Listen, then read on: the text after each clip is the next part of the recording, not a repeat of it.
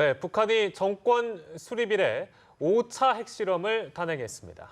네, 국제사회 만류에도 불구하고 마지노선으로 여겼던 5차 핵실험을 단행한 이유 다각도로 분석해 보겠습니다. 통일연구원 차두현 초청연구위원, 연합뉴스TV 지성림 기자와 함께합니다. 어서 오십시오. 네, 안녕하십니까. 네, 말씀을 좀 나눠보기 전에 저희가 조선중앙TV가 어떤 내용을 보도를 했는지 녹화를 했는데요. 그 내용부터 좀 보고 돌아오겠습니다. 조선노동당의 전략적 핵무력 건설 구상에 따라 우리 핵무기 연구소 과학자 기술자들은 북부 핵시험장에서 새로 연구 제작한 핵탄두의 위력 판정을 위한 핵폭발 시험을 단행하였다.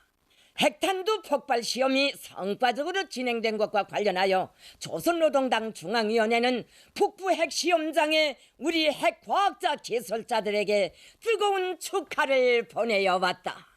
이번 핵시험에서는 조선인민군 전략군 화성 포병 부대들이 장비한 전략 탄도 로켓들에 장착할 수 있게 표준화 규격화된 핵탄두의 구조와 동작 특성, 성능과 위력을 최종적으로 검토 확인하였다.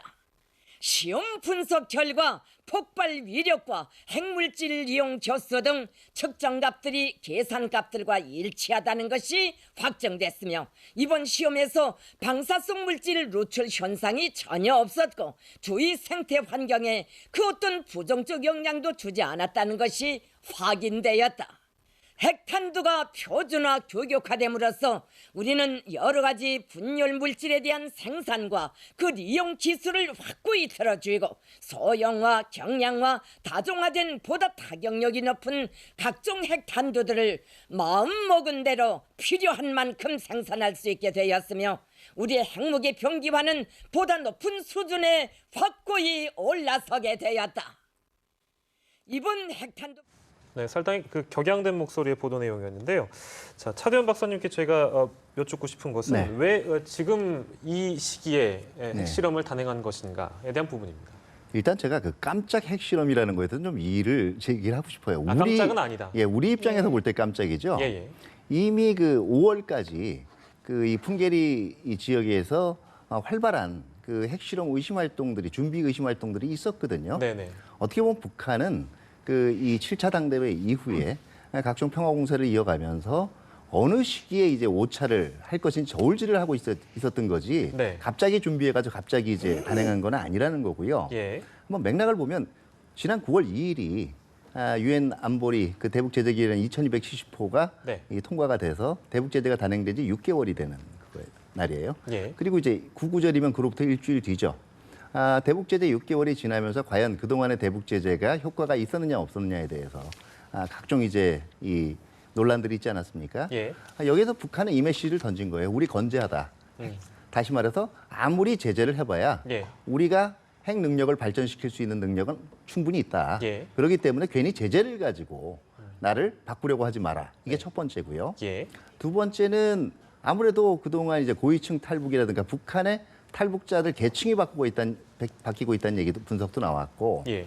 이게 제재의 영향이라는 그 이 평가도 있지만 또 다른 면에서 북한 체제가 상당히 흔들리고 있는 게 아니냐. 네. 그렇지 않다라는 메시지를 던진 거죠. 세 번째는 결과적으로 9월 초부터 이제 우리가 각종 이 양자 정상 외교를 통해서 예. 북핵 이 불용이라든가 예. 아니면 비핵화 관련 이제 협력 같은 걸 다짐하지 않았습니까? 네. 여기에 대해서 북한도 나름대로 자기 능력을 발전시키려 나가고 있다는 메시지를 던진 거고요. 네. 특히 재미있는 건 아마 이 한러 한중 정상회담이 있은 거의 직후에 지금 핵실험이 이루어진 거거든요. 예. 어떻게 보면 북한은 미국하고 한국뿐만 아니라 중국하고 러시아한테도 메시지를 던진 거예요. 적어도 이 핵 개발에 관한 예. 우리의 길을 바꿀 수 있다고 생각하지 말아라. 다시 말해서 압력이나 예. 뭐 아니면은 영향력 행사 같은 거 바라지 마라. 네. 우리는 우리의 페이스대로 우리 길을 간다라고 얘기를 한 거죠. 그러니까 뭐 한편에서는 이게 반드시 미국만을 겨냥한 것은 아니다라는 목소리도 나오고 있습니다만 거기에 동의하는 바가 있으시네요. 네, 그러나 이제 주 타겟은 미국이죠. 주 타겟은 하지만 미국이다. 예, 아무래도 이제 11월에 미국 네. 대통령 선거가 있지 않습니까?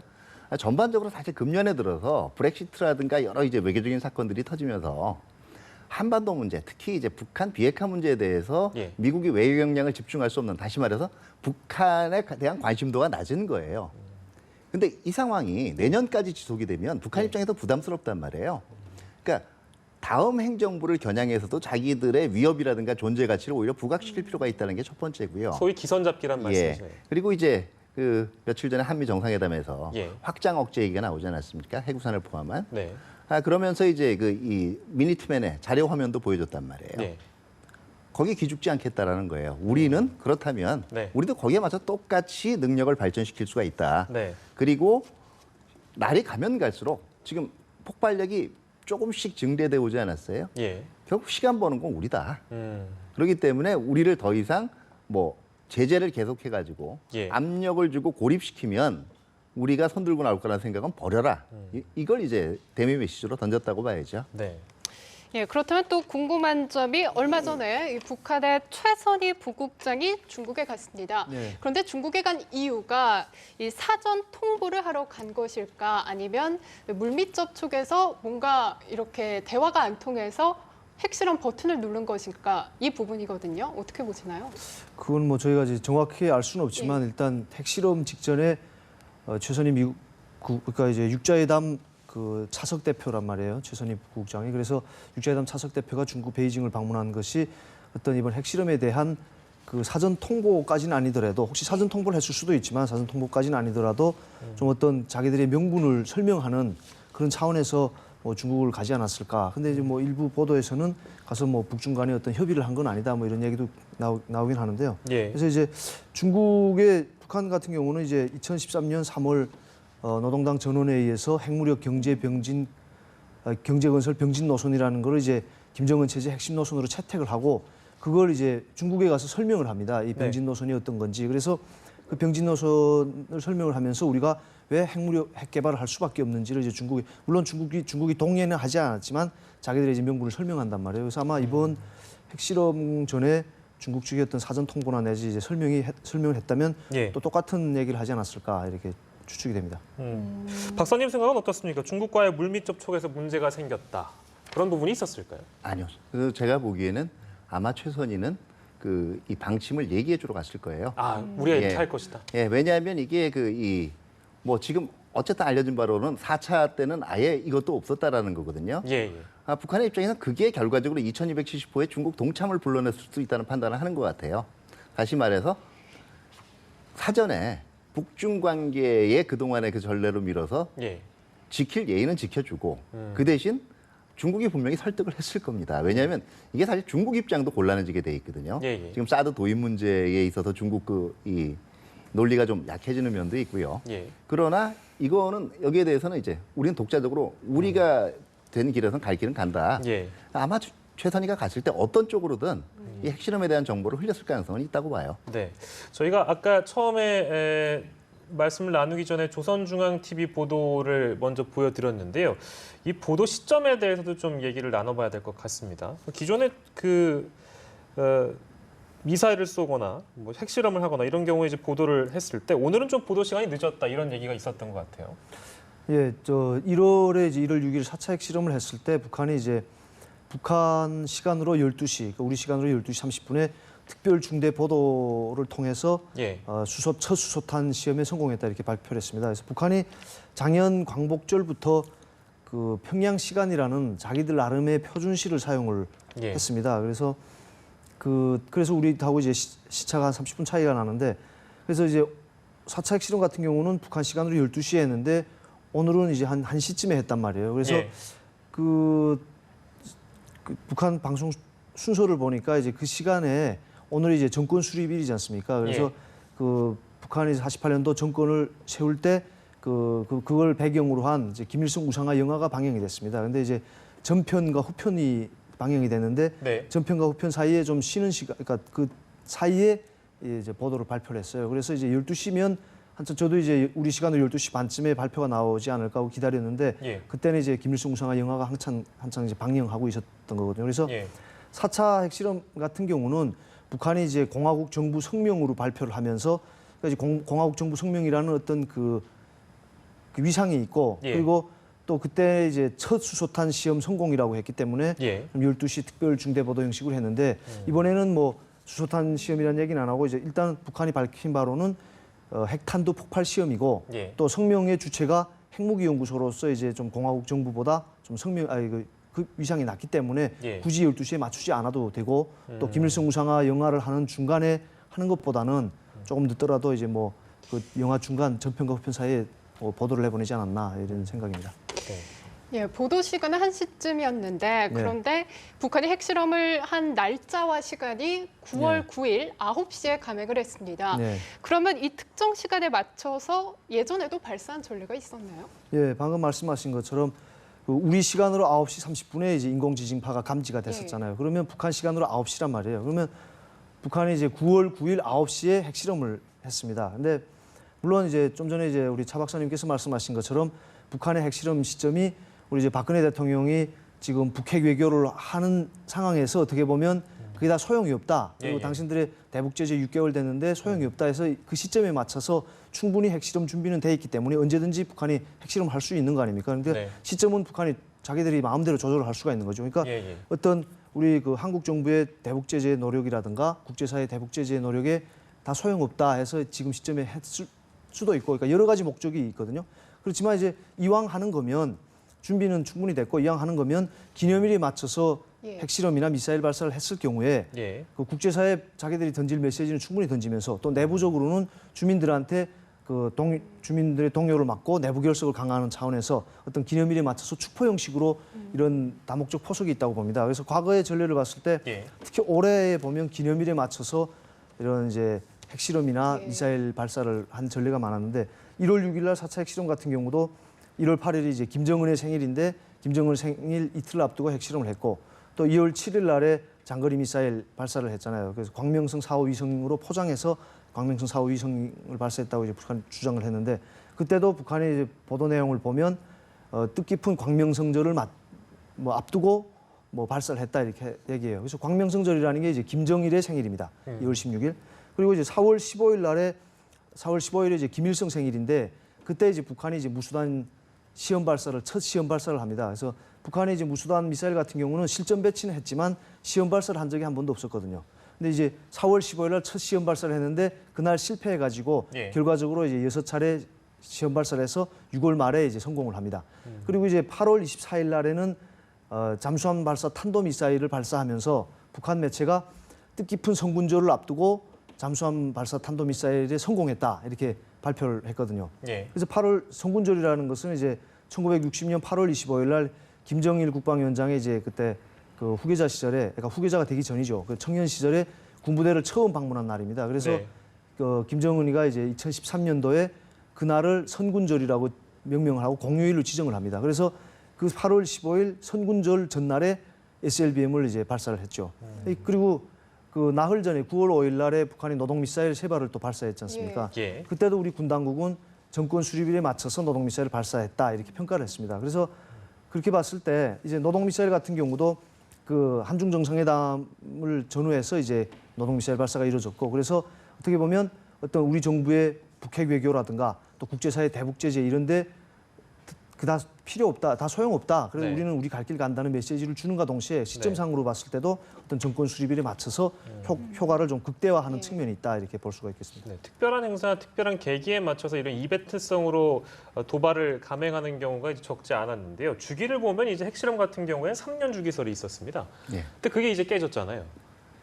주기설이 애초부터의 무리한 분석이었어요. 예, 예. 그러니까 3년 주기설이라는 게요.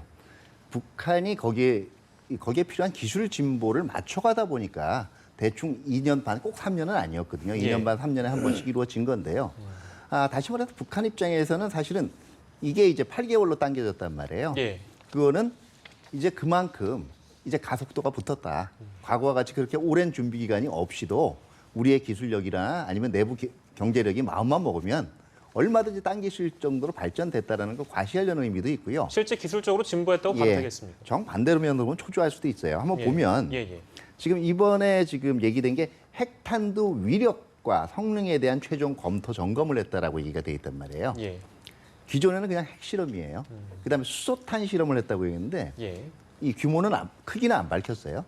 탄두라고 얘기한다는 얘기는요. 이제는 이게 대륙간 탄도미사일이든 중거리 미사일이든 탄도미사일에 적재할 만큼의 탄도탄 부대에서 이제 실험했다고 했잖아요. 예. 소형화 경량화가 됐다라고 얘기하는 거고요. 예. 뭐 일부에서 30kton 얘기가 나오는데 이건 지진파의 이를 어느 정도로 볼 거냐는 겁니다. 5.0 정도로 하면 아마 10kton 정도가 맞을 건데요. 네. 이게 아까 얘기한 20-30kton이 될 수 있다고 얘기한 건 미국 일부에서는 지금 5.4까지도 나왔다고 보는 쪽이 있거든요. 그럼 아마 20-30kton인데 개인적으로 볼 때요. 예. 5.4나 5.5까지 지진파가 나오면 예. 풍계리가 지하시설이거든요. 예. 잘못하면 무너집니다.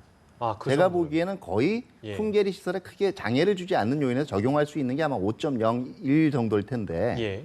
이게 10kton인데요. 예. 작다면 작고 크다면 클 수가 있는데 제가 참고로 말씀드리면 히로시마에 떨어졌던 원자폭탄의 위력이 13kton이에요. 그래서 거의 근접한 거거든요. 예. 그리고 재미있는 게 북한이 이 수소탄 실험 하지는 않았다라고 얘기했는데 네. 저 아까 이 발표 조선중앙TV 발표를 보면요. 예. 방사능 누출이 일어나지 않았다고 얘기했습니다. 예, 그렇습니다. 이게 두 가지로 해석을 할 수가 있는 게요. 네. 첫 번째는 그만큼 탄두를 잘 만들었기 때문에 핵물질이 유출되지 않을 정도로 밀폐성이 뛰어나다는 의미 되지만 예. 일반적으로 핵 융합이 일어날 경우에는 방사능이 발생하지 않아요.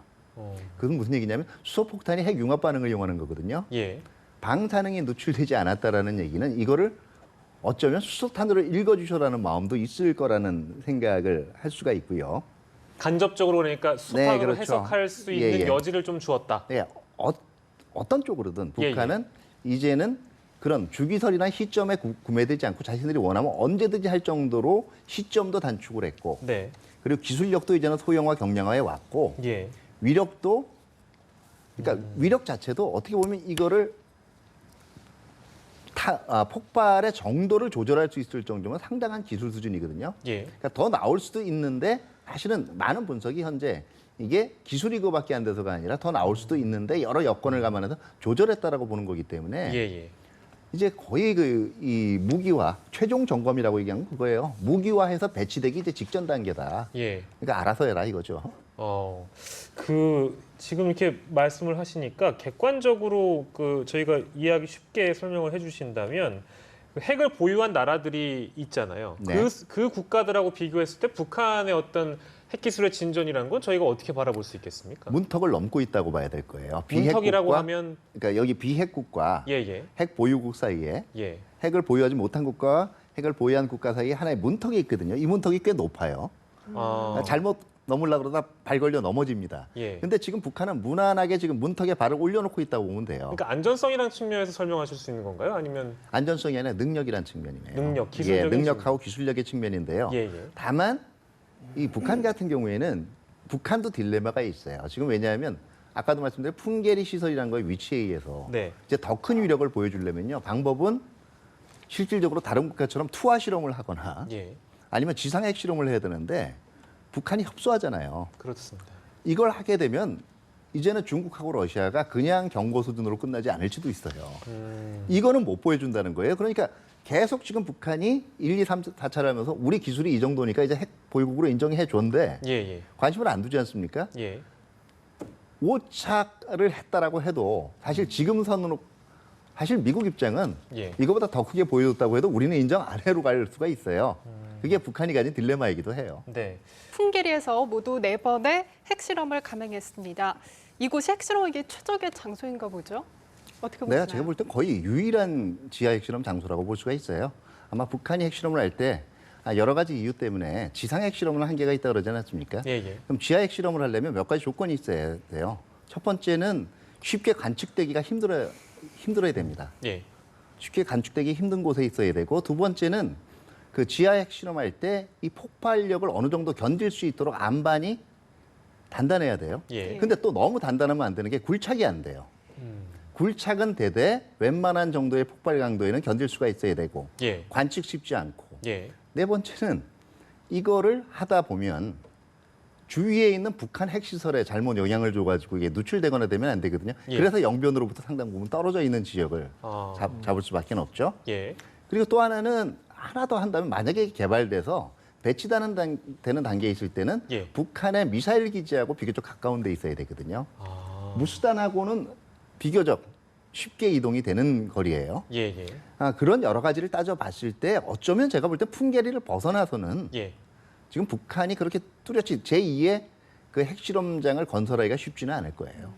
그리고 또 하나가 예. 안반 자체가 아까도 이 설명에 나왔지만 그 방사능을 흡수해서 외부에서 정보를 얻어가는 것도 그렇게 녹록치가 않게 만들어져야 돼요. 아, 이게 이제 일반 안반이면 유출이 될 수가 있거든요. 예. 자, 그리고 저기 풍계리 얘기하고 핵실험 얘기를 하다 보면 이게 지난 그 4차 핵실험 때도 한번 나왔던 얘기긴 합니다만 그 백두산 화산에 영향을 미칠 수도 있다. 화산 폭발을 앞당길 수도 있다. 이런 얘기는 어떻게 저는 받아들이십니까? 소리예요. 왜냐하면 이 지질학자들에 대해서 의견이 틀린데요. 충분히 이게 계속 충격이 계속되다 보면 정말 이럽션 분출이 일어날 수가 있다라고 보는 쪽이 있고요. 다른 한쪽은 백두산이 완전 이 휴화산은 아니지만 예. 실질적으로 이 마그마가 이 위치에 있는 곳 자체가 지금 조그만 충격에도 확 분출해서 올라올 정도가 아니기 때문에 예. 이게 화산 폭발설은 좀 과장된 설이라는 쪽이 많은데요. 예.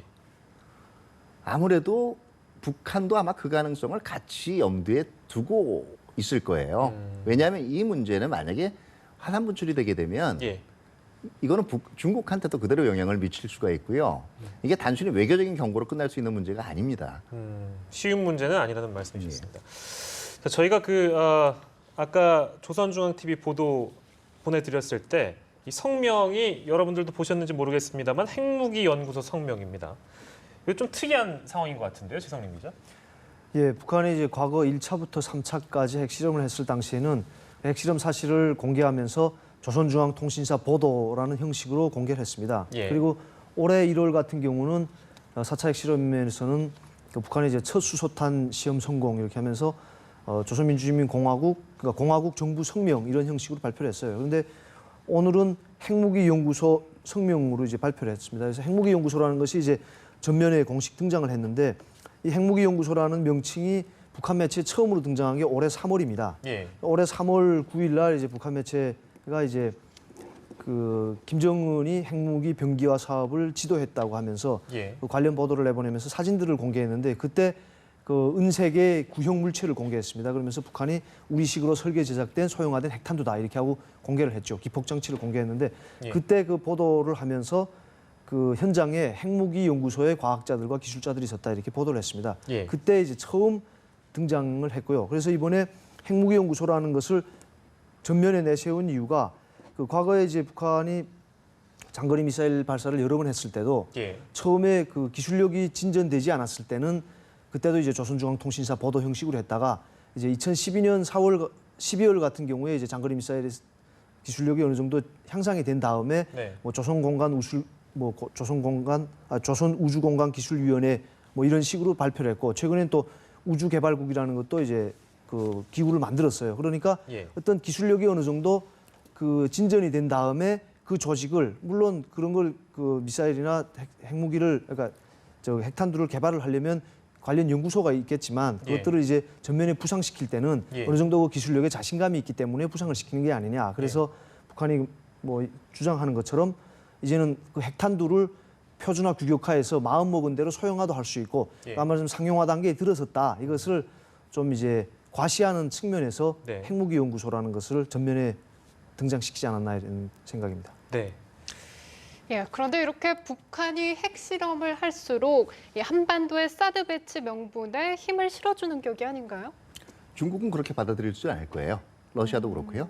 왜냐하면 중국의 입장은 결과적으로 북한 핵 문제를 제재만 가지고 해결할 수가 없다는 거거든요. 그러니까 제재하고 대화를 병행하자라고 얘기를 해왔고요. 예. 사드 같은 경우에는 이게 북한 핵을 막는 게 아니라 자기네의 안보적인 이익을 훼손하는 거라고 얘기를 해왔기 때문에 비핵화하고 사드 배치하고를 다른 문제로 보는 거예요. 그러니까 설사 우리가 이 북한이 비핵화되면 사드 불필요하다는 얘기를 해도 중국한테 별로 와닿지가 않았을 겁니다. 그렇기 때문에 마찬가지로 북한이 핵실험을 한다라고 해서 사드를 들어와야 된다는 거에서 중국이 갑자기 중국 스스로는 그게 논리가 약해진다고 절대로 생각 안 할 거예요.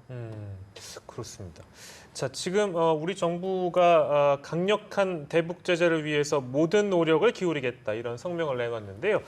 그 브리핑 영상을 저희가 또 준비해봤는데 그 성명 영상을 좀 보고 돌아오도록 하겠습니다. 정부 성명을 발표하겠습니다.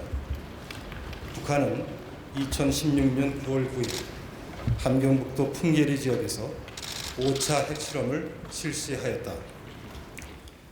국제사회가 이번 G20 동아시아 정상회의를 통해 다시 한번 분명한 경고를 보냈음에도 불구하고 북한이 유엔 안보리 결의를 노골적으로 위반하여 올해 들어서만 벌써 두 번째 핵실험을 감행한 것은 도저히 묵과할 수 없는 중대한 도발로서 정부는 이를 강력히 규탄한다.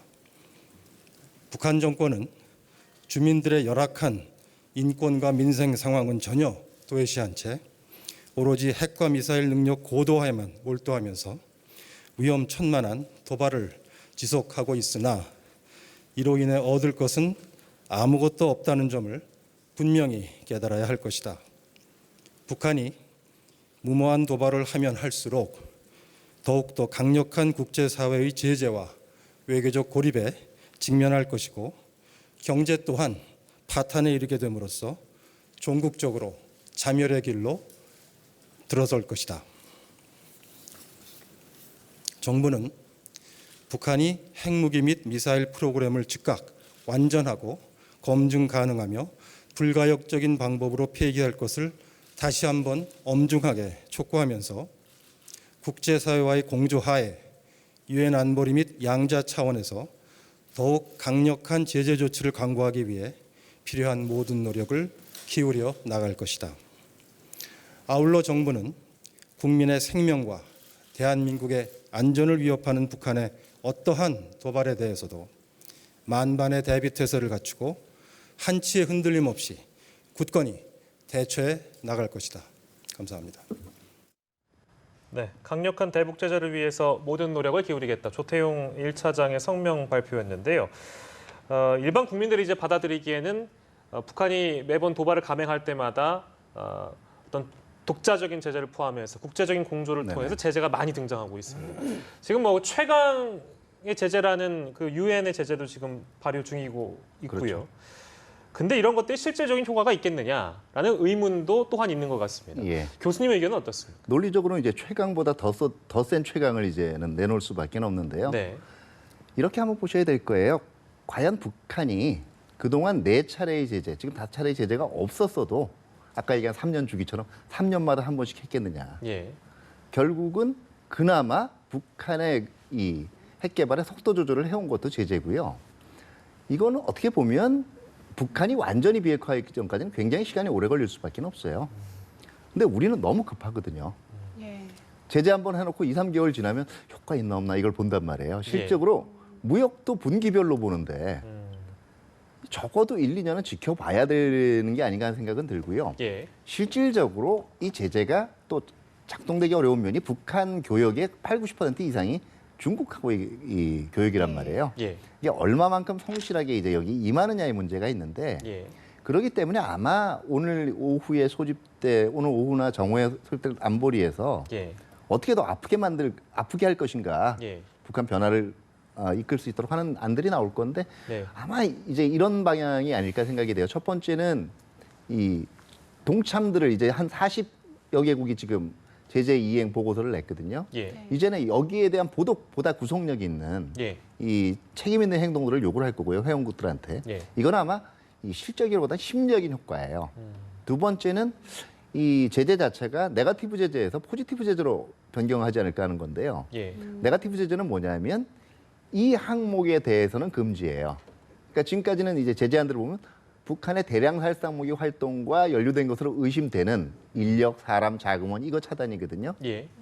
그러면 그 의심되는 거에 대해서 의심하는 쪽에서 근거를 대야 돼요. 네. 근데 포지티브 제재는 뭐냐면요. 원칙적으로 다 금지예요. 북한하고 무역하지 마.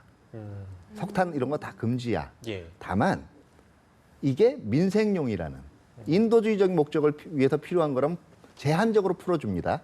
이 경우에는 북한하고 거래하는 쪽에서 이게 순수 민생용이라는 걸 입증을 해내야 돼요. 네. 이제 이런 쪽으로의 방향 전환도 있지 않을까 생각이 되고 예. 세 번째가 이제 자금줄 차단. 다시 말해서 그동안도 돼왔지만 해외의 북한 계좌들을 의심 계좌들을 찾아서 동결하는 조치 더 적극적으로 이게 될 거고 실현 가능성에 관계없이 미국이나 서방 쪽에는 이제 중국이나 러시아 쪽에서 양자 차원의 제재, 예. 다시 말해 그 국제 제재에 그냥 이렇게 이 발맞추는 정도의 제재가 아니라 좀 적극적으로 중국하고 러시아 차원에서 양자 제재에 동참해 주도록 어쨌든 촉구를 하고 나올 겁니다. 네. 한편으로는 이런 무역 제재나 제재에 관련된 내용 말고 네. 좀 더 나아간 발언일 수 있겠습니다만 어떤 군사적인 실질적인 조치가 필요한 거 아니냐 이런 목소리도 나옵니다. 네, 근데 지금 시점이요. 미국 대선을 앞두고 2개월이 채 지금 조금 남은 시점이에요. 네. 여기서 아마 미국 정부로도 실질적인 군사 대응을 더구나 지금 이라크하고 중동 지역에서 테러와의 전쟁이 여전히 진행되고 있는 과정에서는 한계가 있고요. 다만 작년에 이제 목함질의 이제 사건 이후에 한창 기능이 올라갈 때 미국이 당시에는 UFC 훈련 기간이기도 했지만은 예. 점진적으로 이제 한반도에서 전력을 증강을 시키고 그리고 거기에서 앞으로 증강시킬 막 목록들을 얘기하면서 북한이 대화회장에 나왔거든요. 적어도 무력 시위 정도는 할 수 있지 않을까. 다시 말해서 확장 억제 의지를 과시하기 위해서 뭐 미국의 전략 폭격기라든가 아니면 잠수함 체제 같은 거를 일시적으로 한반도 근해에 전개를 시켜둔다든가 네.